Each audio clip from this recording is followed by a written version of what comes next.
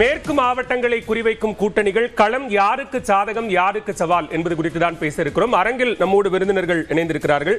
திராவிட முன்னேற்ற கழகத்தின் சார்பில் திரு சரவணன், அஇஅதிமுக சார்பில் திரு ஜவஹர் அலி, அதேபோன்று கொங்கு இளைஞர் பேரவையின் முன்னாள் சட்டமன்ற உறுப்பினர் திரு தனியரசு, நேரலையில் நம்மோடு இணைந்திருக்கிறார் விமர்சகர் திரு சுப்பிரமணியன். அனைவருக்கும் வணக்கம். சரவணன், உங்களிடமிருந்தே தொடங்குற ஒரு 36 மாவட்டங்கள், 39 சட்டமன்ற தொகுதிகள், மேற்கு மண்டலத்தில் நம்மளுடைய வெற்றி தொடங்கணும், அதிமுகவினுடைய தோல்வி மேற்கு மண்டலத்திலிருந்து தான் தொடங்கணும் அப்படின்னு முதலமைச்சர் பேசுறார். என்ன நம்பிக்கையில அது பேசப்படுது? நம்பிக்கை அப்படின்னா தமிழ்நாட்டு முதல்வருடைய பர்ஃபார்மன்ஸ் கடந்த 5 வருடங்களாக எல்லா வகையிலுமே தமிழ்நாட்டை வந்து ஒரு முன்னேற்ற பாதையில் வந்து கொண்டு சென்றிருக்கிறார். அந்த அடிப்படையில் ஒட்டுமொத்த தமிழ்நாட்டையும் எப்படி வெல்லப் போகிறோமோ அதே அடிப்படையில் தான் கோவையிலும் இந்த முறை 39 தொகுதிகளையும் வெல்வோம் என்று சூளுரைத்திருக்கிறார் தமிழ்நாட்டின் முதல்வர். இன்னொரு முக்கியமான காரணம் என்ன அப்படின்னா, கோவையில் எப்படிப்பட்ட வளர்ச்சி ஏற்பட்டிருக்கிறது. கடந்த 5 வருடங்களில் பெரிய கிரிக்கெட் ஸ்டேடியம் வரப்போகுது. ஒரு அந்த குளத்தை சீரமைத்து அது வந்து சூப்பர் ஹிட் ஆயிடுச்சு. புது டைடல் பார்க்ஸ், புது இண்டஸ்ட்ரீஸ்.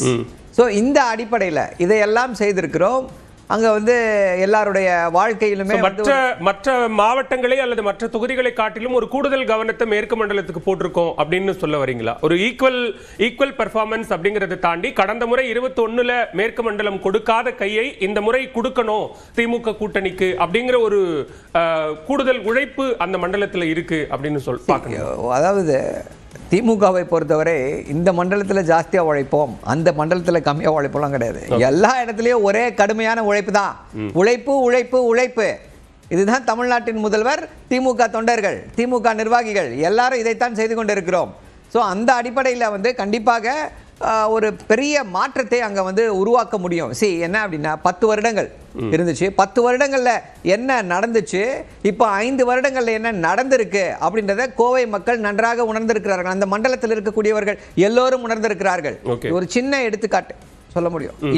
இன்னைக்கு வந்து என்ன பண்றாரு பிரதமர், வந்து அங்கே போய் ஒரு சூப்பர் செமிகண்டக்டர் இண்டஸ்ட்ரியை திறந்து வச்சிருக்காராம்.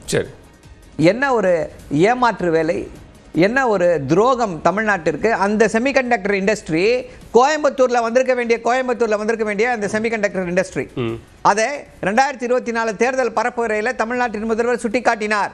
எப்படி இங்க வர வேண்டிய இதை வந்து மிரட்டி குஜராத்துக்கு கொண்டு போயிட்டாங்க அப்படின்னு சொல்லி சுட்டிக்காட்டினார். இன்னைக்கு அதை வந்து குஜராத்தில் ஓபன் பண்றாங்க செமிகண்டக்டர் இண்டஸ்ட்ரியை. இப்படி தமிழ்நாட்டிற்கு துரோகம் செய்தவர்கள் யார் அப்படின்றத கோவை மக்கள் உணர்கிறார்கள். கோவை மக்கள் மட்டுமல்ல, தமிழ்நாட்டு மக்களும் நன்றாக உணர்ந்திருக்கிறார்கள். அதே போலவே அதிமுக பாஜகவினுடைய கோட்டை மேற்கு மண்டலம் கோவையிலெல்லாம் வந்து கடந்த முறை வந்து கடுமையான ஒரு போட்டி இருந்த போதும் கூட பாஜக தான் அங்க வெற்றி பெற்ற ஒரு சூழல் இருந்தது. வானதி சீனிவாசன் போன்ற அப்படியான ஒரு சூழல் அங்க இருந்தது. அப்படின்னா அதுக்கு காரணம் அங்க அவர்கள் தாக்கம் அதிகமா இருந்தது, கூட்டணியில இருந்தாங்க, வெற்றி பெற்றாங்க அப்படிங்கிறது இருந்தது. திரு அண்ணாமலை என்னானாரு, அவர் அந்த பகுதியை சார்ந்தவர். சரி, நீங்க சொன்னீங்க என்ன ஜெயிக்க முடியலையே, அவரால் ஒரு தொகுதியை ஜெயிக்க முடியலையே. அதே போல் திரு அண்ணாமலை என்ன செஞ்சார், அங்கே வந்து இண்டஸ்ட்ரீஸ் வரக்கூடாது, நிலத்தை கையகப்படுத்தக்கூடாதுன்னு சொல்லி போராட்டம் நடத்தினார். அக்ரிகல்ச்சர் லேண்ட்ஸ் எல்லாம் எடுக்கிறாங்கன்னு சொல்லி. எதற்காக அந்த போராட்டம்? இந்த இண்டஸ்ட்ரி வரக்கூடாது, இப்போ இருக்கக்கூடிய இந்த செமிகண்டக்டர் இண்டஸ்ட்ரி அங்கே வரக்கூடாதுன்னு சொல்லி ஒரு துரோக மனப்பான்மையில் தமிழ்நாட்டு மக்களை ஏமாற்றும் வகையில் போராட்டத்தை நடத்தி கொண்டு வராமல் என்ன பண்ணாங்க, கொண்டு போனாங்க செமிகண்டக்டர் இண்டஸ்ட்ரி அங்கே கொண்டு போனாங்க. என்ன சவால் விட்டாரு, கோயம்புத்தூர்ல லூலு மால் ஒரு செங்கலை கூட எடுத்து வைக்க அனுமதிக்க மாட்டேன், பாத்திரலாமான்னு சவால் விட்டார் திரு அண்ணாமலை. வந்துருச்சுல லூலு மால். என்ன காரணம், ஏன் அனுமதிச்சாரு? அப்ப என்ன, வளர்ச்சி திட்டங்கள் மட்டுமே போதுமானது, மற்ற வியூகங்கள் எதுவும் தேவையில்லை. ஆடடா நீங்க யாரெல்லாம் பலவீனமா இருந்தாங்களோ அவங்களெல்லாம் பலமாக்குறது அப்படின்ற ஒண்ணு, அந்த வியூகங்கள் மேற்கு மண்டலத்தை கைப்பற்றுவதற்கான ஒரு இதுவா இல்லையா, வியூகமா இல்லையா? அதாவது தமிழ்நாட்டிற்காக திமுக என்ன செய்திருக்கிறது, திமுக கூட்டணியில வந்து இருக்கக்கூடியவர்கள் எல்லாம் எப்படி உழைத்து கொண்டிருக்கிறார்கள் அப்படின்றது ஒரு புறம். அப்படின்னா இவர்கள் செய்த துரோகங்கள், ஒரு துரோக மூட்டையை சுமந்து கொண்டிருக்கிறார்கள். இன்னொரு சின்ன எடுத்துக்காட்டு, கோயம்புத்தூருக்கு மெட்ரோ வேணும்ன்றோம், மெட்ரோ ரயில கொடுக்க முடியாதுன்றாங்களே. அப்போ இதை அங்க கோயம்புத்தூர் மக்கள் இதை பார்த்து கொண்டிருக்க மாட்டார்களா? அதை விட கொடுமை இன்னைக்கு என்ன நடந்திருக்கு, தந்தை பெரியாருடைய படத்தை தூக்கி போடுறாங்க எடுத்து. முடியாது, ஏன்னா பிரதமர் மோடி வராரா, மோடிக்கு பிடிக்காதான். இப்படி நாளைக்கு வந்து என்ன பண்ணுவாங்க, எம்ஜிஆரை எனக்கு பிடிக்கவில்லைன்னு மோடி சொல்லிட்டாருன்னா எம்ஜிஆர் படத்தை தூக்கி போட்டுருவாங்க. இப்படிப்பட்டவர்கள் இங்க வந்து ஆட்சி செய்ய முயற்சி செய்கிறார்கள் என்றால், திருப்பி ஆட்சியை பிடிப்போம் என்று கனவு காண்கிறார்கள் என்றால், அதிமுக அதை எடுத்தா நீங்க சொல்ற குற்றச்சாட்டு பொருந்தும். அது என்டிஏவினுடைய கூட்டம், அது பாஜக இல்ல. என்டிஏல அதிமுக இல்லையா? இல்ல என்டிஏல அதிமுக இருக்கா இல்லையா? அவங்க ஒரு பார்ட்னர், ஒரு பார்ட். அவங்க தானே மேஜர் பார்ட். மேஜர் பார்ட்டா மைனர் பார்ட்டா? தலையை, அதாவது உடலை வந்து வால் ஆட்ட வேண்டுமா இல்ல வாளை உடல் ஆட்டுமா? என்ன ஒரு வெட்க கேடு! இதற்கு அவர்கள் மன்னிப்பு கேட்பார்களா கேட்க மாட்டார்களா? ஒட்டுமொத்த தமிழகத்தையுமே அவமானப்படுத்தி இருக்கிறார்கள். முறைகட்ட பார்வை எடுத்துக்கிறேன், பேசலாம் திரு ஜவஹர் அலி. இங்க மேற்கு மண்டலம் எங்களுடைய கோட்டை அப்படின்னு சொல்லும் போது இந்த முறை ரொம்ப கூடுதலா நாங்க நிறைய நலத்திட்டங்களை அங்க முன்வைத்திருக்கிறோம். கடந்த முறை எதெல்லாம் மைனஸா இருந்ததோ அதெல்லாம் இந்த முறை பிளஸ் ஆக்கி இருக்கிறோம். எனவே 6 மாவட்டங்கள் இருக்கக்கூடிய 39 தொகுதிகளையும் கைப்பற்றக்கூடிய ஒரு நிலை உருவாகி இருக்கிறது அப்படின்ற ஒரு நம்பிக்கை வெளிப்படுத்துறாங்க. எப்படி பார்க்குறீங்க? இல்லை, அதிமுகனுடைய எஃகு கோட்டை வந்து மேற்கு மண்டலம். அது புரட்சித் தலைவர் எம்ஜிஆர் காலத்திலிருந்து, அம்மா காலத்திலிருந்து, அண்ணன் எடப்பாடியார் இப்பொழுது வரைக்கும் இன்று தொடர்கிறது. அதனால தான் கடந்த கொங்கு மண்டலத்தில் மட்டும் வரைக்கும் 68 தொகுதிகளில் 44 தொகுதிகளே அனைத்து இந்திய அண்ணா திராவிட முன்னேற்ற கழகம் வெற்றி பெற்றது. குறிப்பாக எடுத்தோன்னா கோவை, சேலம், தருமபுரி 100க்கு 100%. அதில் வந்து கோவையில் 10க்கு 10 தொகுதி வெற்றி பெற்றோம், சேலத்தில் 11க்கு 10 தொகுதி வெற்றி பெற்றோம், தருமபுரியில் 5க்கு 5 தொகுதி வெற்றி பெற்றோம். இன்னும் சொல்லப்போனால் ஈரோடு, திருப்பூர், நாமக்கல், கரூர் இது போன்ற பகுதிகளில் 78%. மொத்தம் வந்து அதான் சொல்கிறேன்னே, 68 தொகுதியில் 44 தொகுதியில் வெற்றி பெற்றோம். அதிலும் புரட்சி தமிழர் எடப்பாடியார் கிட்டத்தட்ட 1 லட்சம் வாக்குகள் வித்தியாசத்தில் வெற்றி பெற்றார். இப்போ கொண்டு மண்டலத்தில் வந்து அதிமுக மட்டும் பலல, பாரதிய ஜனதா கட்சியும் பலமா இருக்கிறது உண்மைது. இப்ப கொங்கு மண்டலத்தில் 21ல அதிமுக பாஜக கூட்டணி நீங்க சொன்ன மாதிரி ஸ்ட்ராங்கா இருக்கிற 2 கட்சிகளும் ஒன்னா இருந்து 4 சட்டமன்ற உறுப்பினர்கள் அந்த மண்டலத்து ஒட்டுமொத்தமாவே 4 சட்டமன்ற உறுப்பினர்கள். இல்ல நான் சொல்றது பாஜக மட்டும் சொல்றேன். இங்க 2024ல 2 பேரும் பிரிஞ்சு நின்னீங்க. ஆனா ஒரு நாடாளுமன்ற தொகுதியை கூட எந்த கட்சியாலும் எப்பயுமே வந்து நாடாளுமன்ற தேர்தலே ஒரு மாதிரியா தான் பார்ப்பாங்க மக்கள், சட்டமன்ற தேர்தலே ஒரு மாதிரியா பார்ப்பாங்க. யாராவது ஒருத்தராவது வந்திருக்கணும். நீங்க சட்டமன்ற தேர்தலே மக்கள் எப்படி பார்ப்பாங்க அதான் முக்கியம். 5 வருடம் எடப்பாடியார் எப்படி ஆட்சி செய்தார், ஸ்டாலின் எப்படி தமிழ்நாட்டை ஆட்சி செய்திருக்கார். நண்பர் சொன்னாரு கோவையை எப்படி நாட்டின் சிறந்த இதை ஆக்கி கொண்டாரு.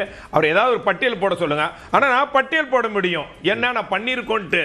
அதாவது வந்து 10 கிலோமீட்டருக்கு மேம்பாலம், சரி, கோவையில் மிகப்பெரிய மேம்பாலம் கட்டணும், அத்திக்கடவு அவிநாசி திட்டம். அதை வந்து கடைசி கட்டத்தில் 5 வருஷம் நாம கடைசி போன வருஷம் தான் திறந்து வச்சாங்க. கால்நடை பூங்கா அதையும் கடைசி கட்டத்தில் வச்சோம் 1500 கோடி ரூபாயில சேலத்தில். அதே மாதிரி கோவை மெட்ரோ ட்ரெயின் நாங்க எங்க ஆட்சி காலத்தில் கொண்டு வரப்பட்டது. ஆனா இவர்களுக்கு என்ன ஆச்சுன்னா, புதுசா ஒரு டிபிஆர் ரெடி பண்றேன்னு சொல்றேன், அந்த டிபிஆர் கூட ஒழுங்கா ரெடி பண்ணாம அனுப்பியதன் விளைவா அவங்க கேன்சல் பண்ணிட்டாங்க.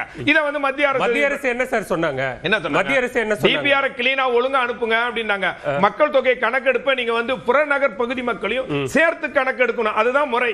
அப்படிதான் நாங்க கடந்த காலங்களில் பண்ணியிருக்கோம். இதுதான் பல மதில இவங்க என்ன பண்ணா, சிட்டிக்குள்ள இருக்கிற மக்களை மட்டும் கணக்கெடுத்திருக்காங்க. அங்க மக்கள் தொகை போதுமான அதுல வந்து அரசியல் இல்ல.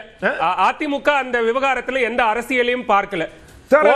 கோவைக்கும் மதுரைக்கும் மெட்ரோ தேவை என்பதை முதலில் அறிவித்து அதற்கான திட்ட அறிக்கை செய்தது அதிமுக சார்.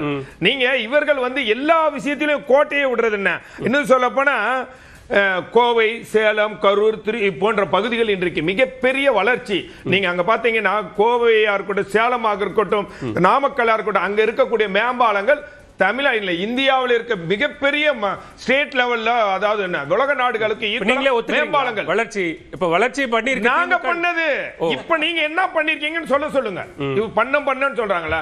இப்ப இவங்க என்ன பண்ணிருக்காங்க? அதெல்லாம் சொன்னாரு. டைடல் பார்க் மாதிரியான பல திட்டங்கள் கொண்டு வந்திருக்கிறோம். எப்ப சார் ஓபன் பண்ணாங்களா? எப்ப ஓபன் பண்ணாங்களா? இப்பதானே சார் ஓபன் பண்ணாங்க. இப்ப சார் கடைசி காலத்துல இப்ப ஓபன் பண்ணன்னு சொல்றாங்க.